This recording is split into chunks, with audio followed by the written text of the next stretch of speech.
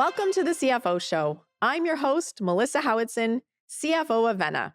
Businesses are facing constantly evolving ESG and sustainability mandates all over the world. And CFOs play a key role in ensuring their organizations are up to speed on what is happening and how it will impact your business. Today, we aim to remove some of the complexity by taking a step back to understand how we got here, the current state of ESG, where it's heading, and what it means to our companies. This is part one of our two-part series on ESG and sustainability. In part one, we will be focusing on sustainability regulations in the UK and around the globe. Joining me for this discussion is Mark Lumsdon-Taylor. Mark is a partner and head of sustainability at MHA, the UK member firm Baker Tilly International, where he guides UK business leaders through the process of integrating environmental, social, and governance considerations into their operations. Mark specializes in the rural business, agriculture, horticulture, food manufacture, education, and healthcare industries, as well as supporting organizations from a wide range of sectors to develop and deliver impactful sustainability and ESG strategies. Mark, welcome to the show. Thanks for joining me. Thank you very much. Glad to be here. So you have been working in the area of ESG for quite a while and lots of experience. Can you tell us a bit more about Baker Tilly and your role there and your experience with ESG?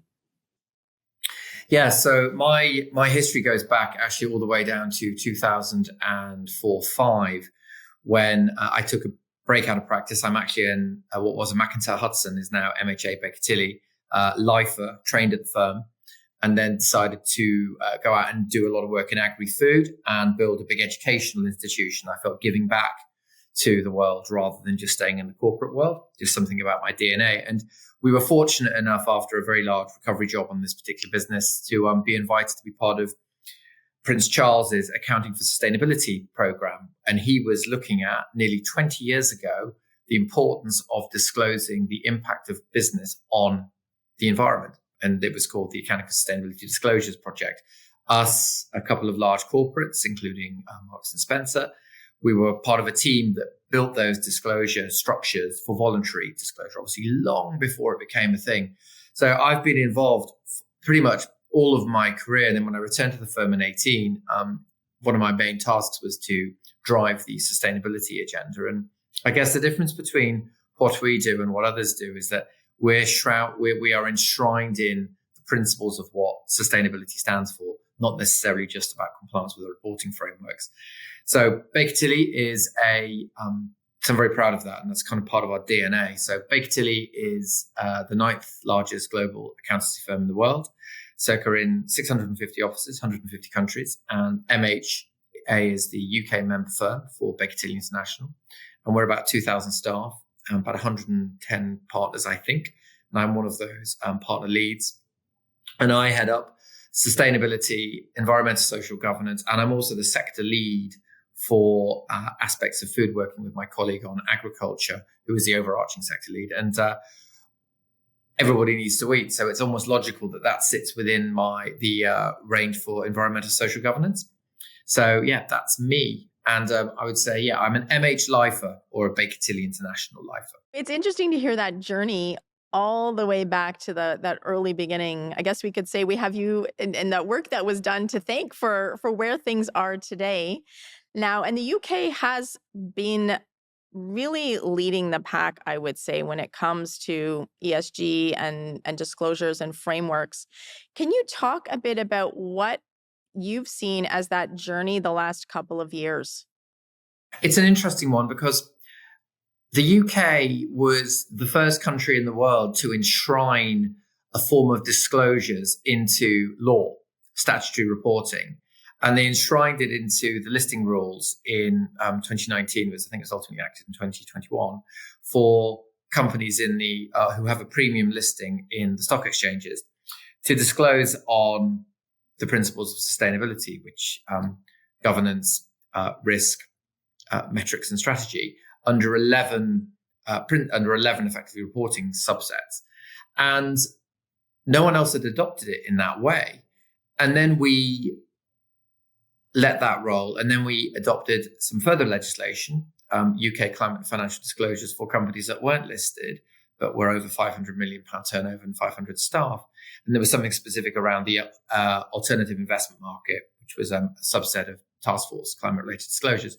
And then we stopped. And then in parallel to that, Europe gained huge traction, started developing its corporate sustainability reporting directives. And obviously, the UK had departed from the European Union at this point. And the disclosures for companies in the UK have kind of paused. So you've got the big disclosures, which I've just referred to, and then this huge gap right the way down to some really small level disclosures about reporting emissions and what you're doing to improve and enhance the climate, which is known as energy savings opportunity schemes and sustainability and environmental reporting, SECR and ESOS as they're known for short. But they're a long way away from the reporting that larger companies do. And you have this enormous gap now. And we've kind of we haven't gone backwards, but we haven't moved at the same pace as perhaps Europe has. And that's one of the big challenges for the United Kingdom. And we spend quite a lot of time working with regulators and on policy groups as a firm, talking about, well, how do we now bridge that gap? Because there's a big debate, isn't there, around how much reporting is done versus actually doing the right thing that businesses should be actually doing around sustainability. And you notice I use the word sustainability rather than environmental social governance. We're a firm believer that sustainability is the overarching frame at which all of these other aspects sit, whether it's net zero, accounting for emissions, or indeed environmental social governance, which is a reporting tool. So the UK is in a interesting position at the minute. And so you touched on Europe and how they started moving this way. What about the overarching landscape in some of the other major areas? I'm thinking of, the US, India, for instance. What are you seeing there? I'd say when all of this started happening and people started talking about, well, who are the big emitters? What should they be doing? We know that South Africa, China, India are huge emitters, right? And everyone was talking about pollution and the environment. And I know the US obviously as well, but proportionally, Europe, I think, collectively only accounts for, 15 or 16% of global emissions collectively, Europe, EC, or the European Union. But why do we do it in Europe? Because if we weren't demonstrating the highest possible standards we could, and I'll come on to what that means in a moment, do you think the rest of the world would be doing it? The answer probably would be, not sure, maybe not. Mm-hmm. Reason why, so the European Corporate Sustainability Reporting Directive is a highly complex and very, very, very detailed directive. And it's woken up a lot of businesses. And I'm actually a fan of the CSRD. Some probably people may turn around and go, Mark, you're mad. Why am I a fan of it? It's because it absolutely challenges the very fabric and integrity of what you are trying to achieve. Because there's no way to escape it in terms of the questions that auditors should be asking. Now, the people that are actually doing the work, accountancy firms like ours and others, have to have certain sets of qualifications. ISQM1, in other words, the ethics and the principles of delivery. You can't just have a set of consultants doing it. They have to have the credibility in the market. And that in turn, I think, then supports those businesses that when you're signing off with absolute clarity. So Europe's really gone to town, and it's overlaid by EU taxonomy, which for people who might not understand what I'm talking about, is basically the overarching principles of reporting ethically and transparently and with absolute rigor. And if you're not actually telling the truth, you shouldn't be reporting. And when reporting first came into being, I think everybody was learning, including the accountancy world. And how many businesses now made those commitments in 2019 and 2020? Yeah, we're going to be abolishing plastics by 2024, and we're a plastic manufacturer. How many companies do you think are rolling back on those commitments now and actually redefining it? And at that time, should the auditors have been more robust in the way in which they did things? Absolutely. And one of the principles around what we do as MHA is everything we do is enshrined under the regulations. And we're very tough. So we will challenge businesses very, very, very robustly about what they are saying, whether it's green lighting, green wishing, green washing, or even rainbow washing, because people talk about emissions all the time. But what about the societal aspect of that? So Europe has really led the way. But underpinning that, though, you've seen a surge, which is good. So take India, for example, because as much as implementing regulations and rules, who's policing it? In India, they've adopted some really robust legislation. So they enshrined a lot of rules under the Companies Act back in 1949. And then they enshrined some reporting rules, very similar to what the UK did under the SEBA, which is the Securities and Exchange Board in India, which was extended to, I think, the top 500 companies in India by scale. And now they're moving that to the top 1,000 largest companies, listed or otherwise, in India. So they're really widening the scope of what they're trying to achieve in terms of reporting. And a lot of that mirrors or reflects what's going on in Europe in terms of reporting emissions, talking about the supply chain impacts, how that's recorded and reported. And I think they're looking at punitive fines as well in India as well. But the challenge will be, well, how robustly is that policed? So as an organization, we deal with a lot of companies that have got operations in India that might be listed in Europe on stock exchanges or in Ireland or in the UK stock exchanges. So they still have to effectively comply with UK legislation as well. And how to use that phrase, interoperability of legislation actually works. What's pleasing is at least these countries are now taking it seriously, or more seriously.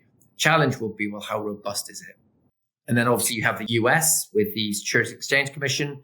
This year they finally adopted some, best way of describing it,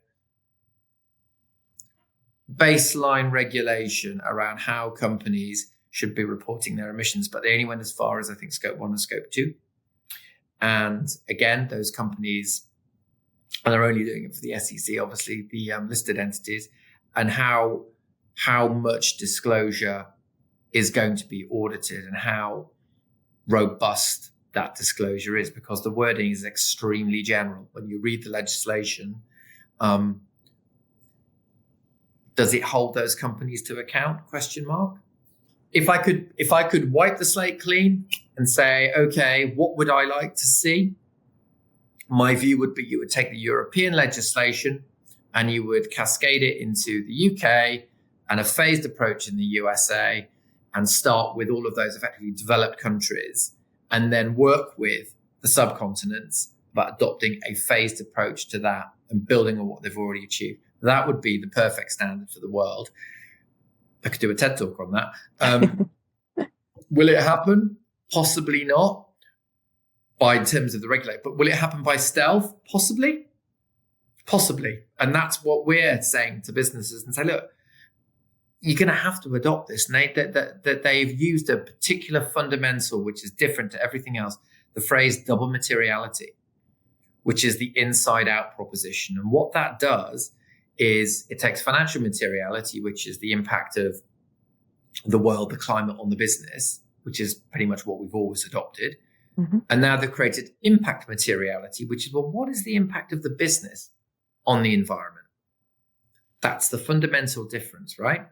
And that could be around environmental, societal, and governmental issues. And that's what double materiality is now pulling out. And it is actually a really robust concept and quite a brave concept for Europe to do, but it's actually making companies really think now.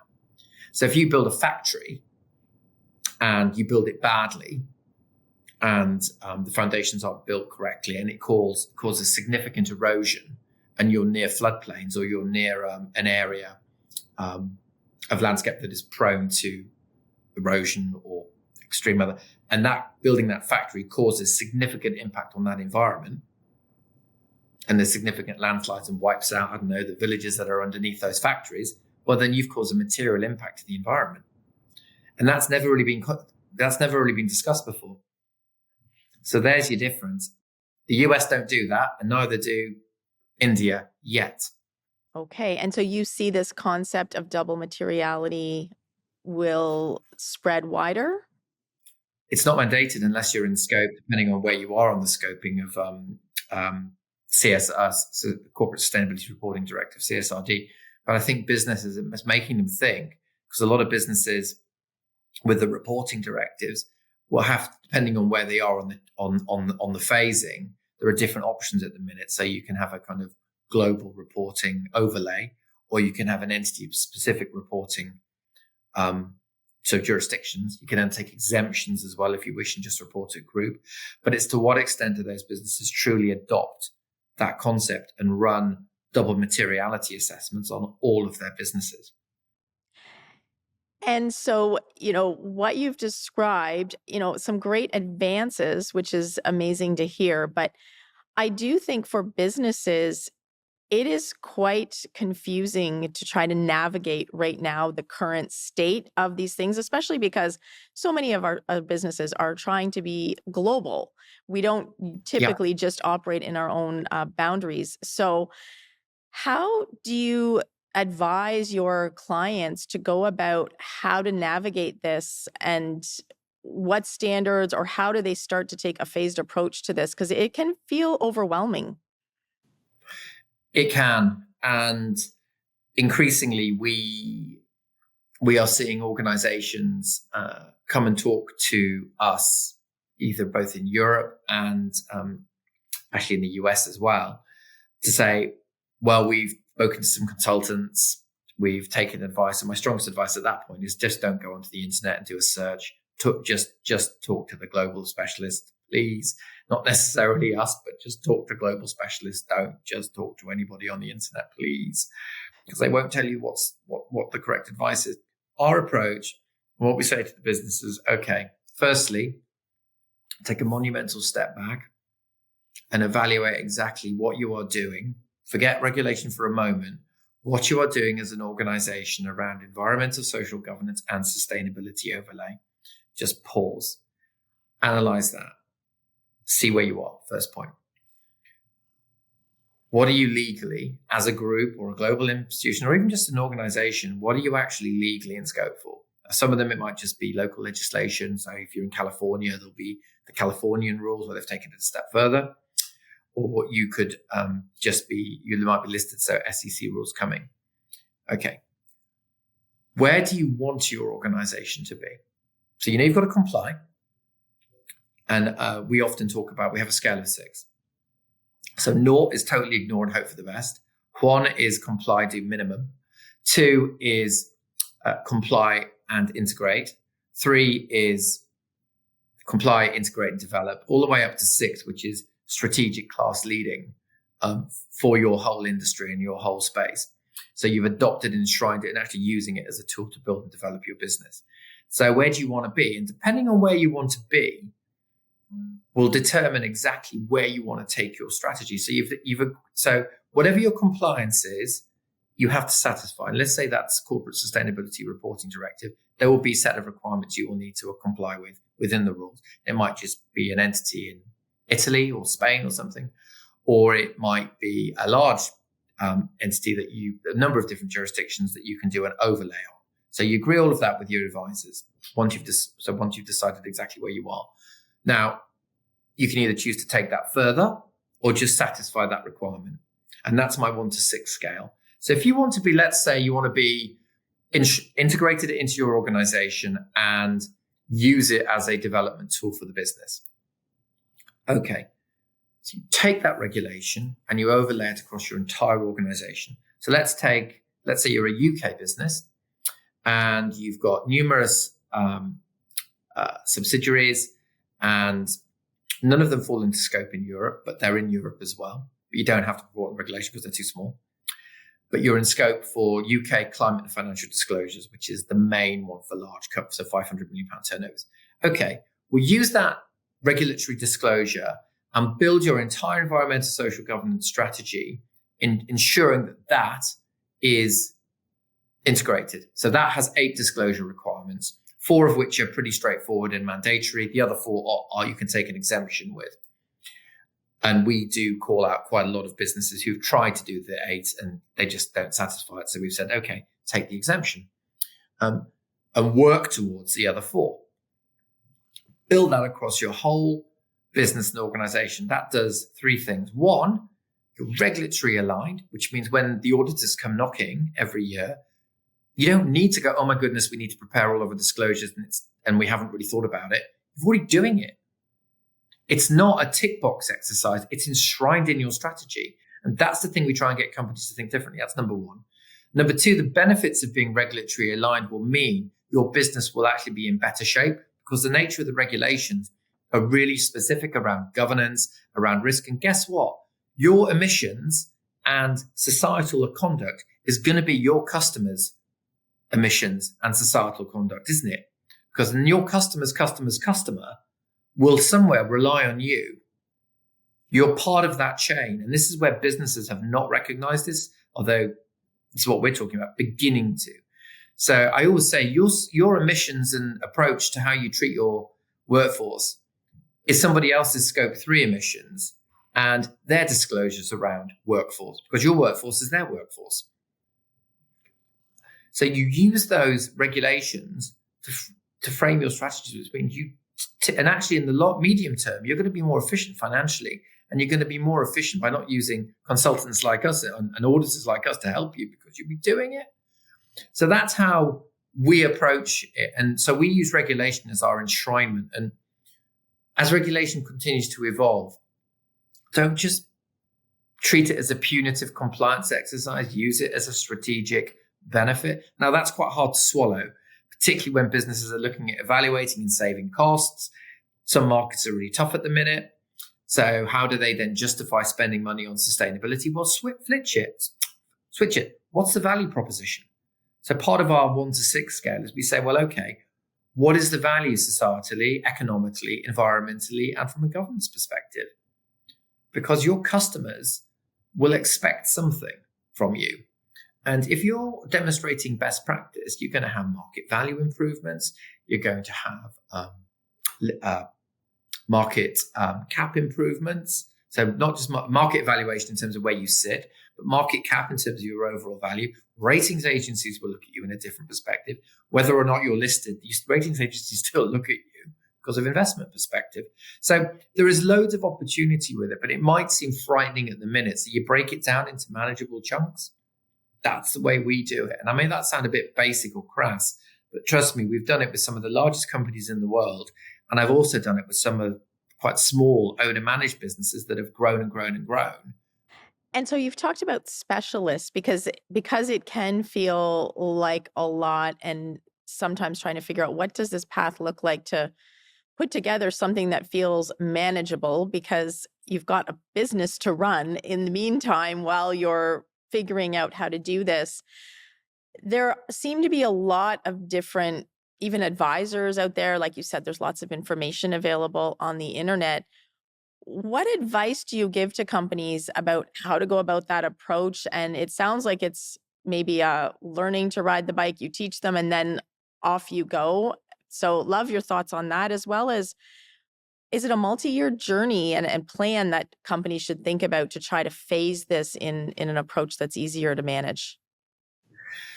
Yeah, it's a really good question. And it's one that the answers evolved over the last 5 years. So take to use a colleague's tsunami or power surge or power force or power storm of regulation in the last 5 years.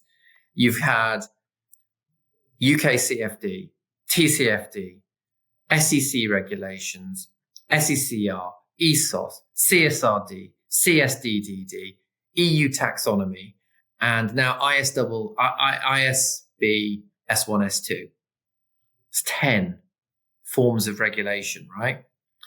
And not everybody will scope for all of that, but that's 10 regulations effectively coming through in about 4 or 5 years. So that's daunting. In the first instance, businesses should firstly talk to their auditors. Now, when an auditor is auditing their financial statements and accounts, we technically cannot provide advice if they're an entity of special interest or another entity of special interest, an OP or a PI as we call them. So we can provide assurance, but we cannot provide advisory services. We're conflicted. So you then get your advisors your auditors who are any good should then tell you who you should have a conversation with. And I emphasize this. There are some really good global businesses that just specialize in this stuff, and they're global and they've been doing it for years and they're very, very good. And then there's the audit firms who are just as good, if not better. The difference between an audit firm and an advisor is the audit firm has to be regulated. We have to sign off. So it means we have a slightly different and more challenging approach, I would say, because of the nature of our risk. So I would say you talk to people. And when we were slightly younger, the internet didn't necessarily exist, did it? So you'd go old school and pick up this thing called a telephone, which is quite unique. And you'd speak to your advisors. It wouldn't send them a WhatsApp message or anything like that.